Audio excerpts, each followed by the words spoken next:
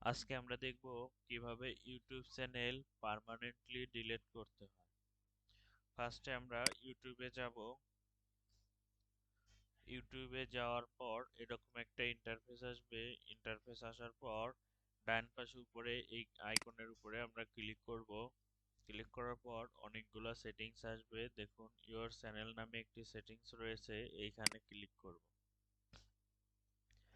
Click করার পর এরকম একটা ইন্টারফেস আসছে। দেখুন আমার এখানে বা এই চ্যানেলে কোনো কন্টেন্ট আপলোড করা নেই, এই জন্য ইন্টারফেসটি এরকম রয়েছে।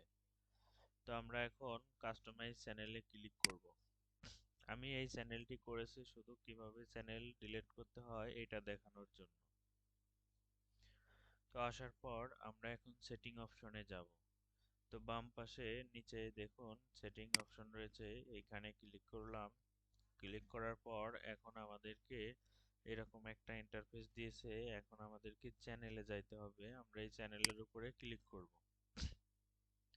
ক্লিক করার পর এইখানে অ্যাডভান্স সেটিং এ আমাদেরকে যাইতে হবে। অ্যাডভান্স সেটিং এ ক্লিক করলাম। ক্লিক করার পর আমরা স্ক্রল ডাউন করে নিচে আসব। নিচে এসে রিমুভ ইউটিউব কন্টেন্টে ক্লিক করলাম। ক্লিক করার পর দেখুন আমি যে মেইলটিতে ইউটিউব চ্যানেল করেছি এই মেইলের পাসওয়ার্ড দিতে হবে। এখানে পাসওয়ার্ড চাচ্ছে, আমরা এখন পাসওয়ার্ডটি দিয়ে দিব। আপনি আপনার মেইলের পাসওয়ার্ডটি দিয়ে দিবেন।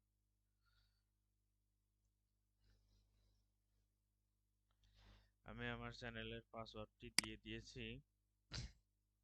দেওয়ার পর নেক্সটে ক্লিক করলাম। ক্লিক করার পর দেখুন এখন ইউটিউব কি বলছে, remove YouTube content, hide or delete your content from YouTube.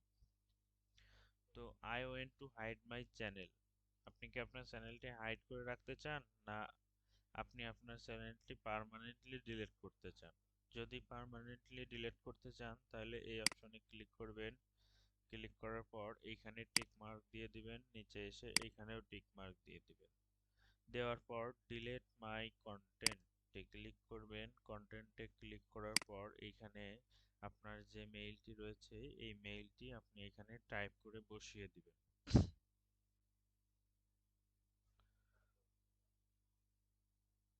আমি আমার মেইলটি টাইপ করে বসিয়ে দিয়েছি। দেওয়ার পর ডিলিট মাই কন্টেন্টে ক্লিক করলাম। দেখুন এটি আপডেট হচ্ছে। দেখুন your content is being deleted. তার মানে আমার কন্টেন্টটি বা চ্যানেলটি ডিলিট হয়েছে।